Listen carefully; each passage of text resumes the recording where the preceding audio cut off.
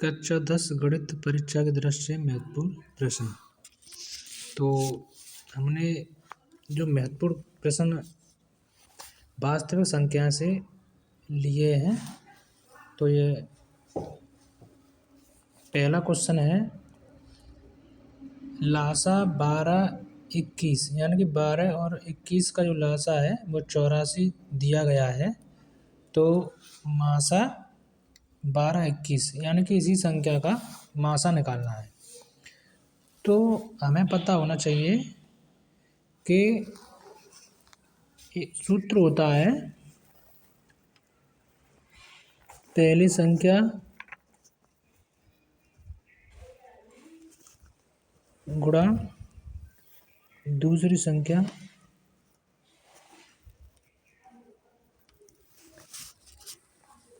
बराबर लासा गुणा मासा। अब पहली संख्या इसमें 12 है तो हम 12 रखेंगे, और दूसरी संख्या 21 है, 21 रख देंगे बराबर लासा हमको दिया गया है 84 और मासा हमको निकालना है। तो इस जगह पर मासा लिखेंगे। अब ये जो गुणा में मासा के गुणा में 84 से इधर की साइड यानी पक्षांतर करेंगे तो 12 गुणा 21 और नीचे 84 बराबर मासा। 21 से 4 बार ये कट जाएगा 84 और 4 से 3 बार ये कट जाएगा 12। तो जो मासा है वो हमारा 3 आ जाएगा। यही हमारा आंसर है। अगला क्वेश्चन है, इसमें व्याख्या कीजिए कि क्यों 17 गुणा 5 गुणा 11 गुणा 3 गुणा 2 प्लस 2 गुणा 11 एक भाज्य संख्या है। तो हमें बताना है कि भाज्य संख्या कैसे है, क्यों है। भाज्य संख्या का मतलब हो जो संख्या किसी न किसी पहाड़ी से कट जाए वो भाज्य संख्या है। तो हमें व्याख्या करनी है, बतानी है।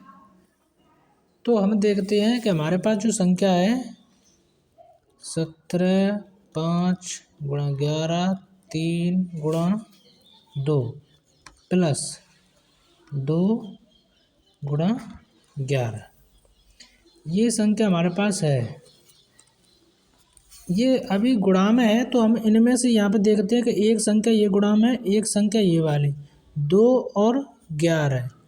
तो 2 और 11 यहाँ पे भी है तो हम इसे बाहर ले लेते हैं और यहाँ पे जो बचेगी वो कोष्ठक में लिख देंगे। 17 5 11 बार 3 गुणा में ये 2 बार प्लस इस जगह पर 1 बचेगा। अब इनका हम गुणा करेंगे। ये संख्या तो देखते हैं, यहाँ पे गुणा हम करेंगे तो इनका गुणा जो है 17 गुणा 15 प्लस 1, इसका भी गुणा करना है। तो यहाँ पे जो 255 आ जाएगा प्लस 1 करेंगे तो यहाँ पर आप देखेंगे 2 गुणा 11 और ये 256 हो जाएगा। अब यहाँ पर हम 256 के खंड कर सकते हैं। तो 256 के खंड करेंगे, 2 का भाग देंगे 2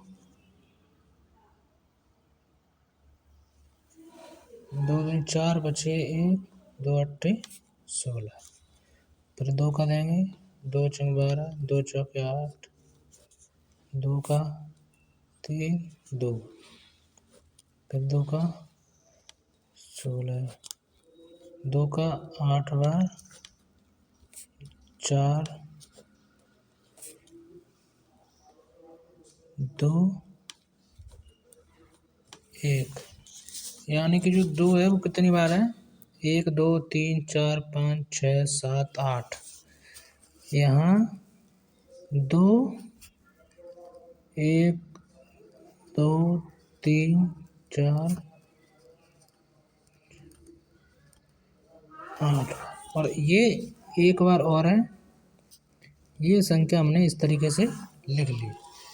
यहाँ पे देखना है कि संख्या अभाज्य और भाज्य दोनों संख्याएं 2 और 11 जो अभाज्य संख्या है इनका ये गुणनफल है। तो यहाँ पे हम लिख भी सकते हैं, क्योंकि यह 2 और 11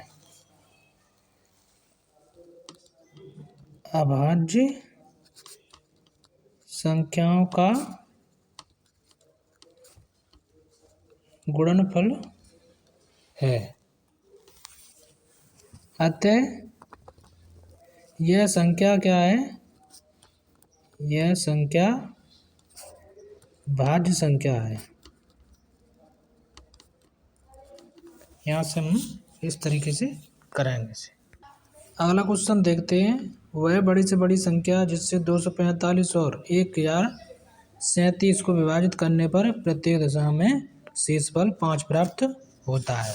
तो पहले हम देखते हैं कि बड़ी संख्या पूछी जा रही है। बड़ी संख्या अगर पूछी जा रही है तो इसका मतलब इसका मासा निकालना है। शेष 5 प्राप्त होता है, तो 5 के लिए हम यहाँ पे देखेंगे संख्या हमारे पास 245 और 1037 है। 5 यहाँ से माइनस कर देंगे, 5 यहाँ से माइनस करेंगे, तो यहाँ पे आपके 1032 बचेगा, यहाँ पे 240। अब इन संख्याओं का मासा निकालना है। मासा कैसे निकालेंगे, भाग में से निकाल देते हैं। 240 1032 कितनी बार, 4 बार कर देते हैं। 0 4 चौक 16, 4 दूनी 8, 1 9, घटाएंगे 2 7। फिर देखते हैं 240 3 बार कर देते हैं, तो यहाँ पे 3 6 3 7 21, 4 2 कितनी बार, 72, 24 3 72, यानी कि जो संख्या इन दोनों को काट रही है वो 24, और जी यही इसका आंसर होगा। अगला क्वेश्चन है, यदि 65 और 17 के एचसीएफ को 65p - 117 के रूप में व्यक्त किया जाए तो p का मान क्या होगा। तो यहाँ पे एचसीएफ 65 और 117 का निकालना है। 65, 117 का एचसीएफ यानी कि मासा पर निकालना है। तो यहाँ पे 65 के फैक्टर कर सकते हैं, 5 13 13 1 17 करेंगे 3 से, 3 3 9 3, 3 से 1 3, 13 से करेंगे तो 1, यानी कि 65 और 117 का एचसीएफ बराबर क्या होगा। इन दोनों में केवल एक संख्या मिल रही है, वो भी 13, तो 13 जो है ये इसका एचसीएफ है। अब ये दोनों इस रूप में लिखा है 65p - 117, इसका एचसीएफ लिखा है 13 बराबर लिख देंगे। यहाँ पे देखना है 65p बराबर 13 + 117, पक्षांतर करने पर प्लस का 65P बराबर जोड़ेंगे तो 130, P बराबर 130 बट्टे 65, 2 बार कट जाएगा तो P बराबर 2 इसका आंसर आ जाएगा, यानी P का मान 2 आ जाएगा। अगला क्वेश्चन हम देखते हैं, यदि m बराबर 5 और n बराबर m+7 तो m² प्लस n² का मान होगा। ये भी अनरूड में है।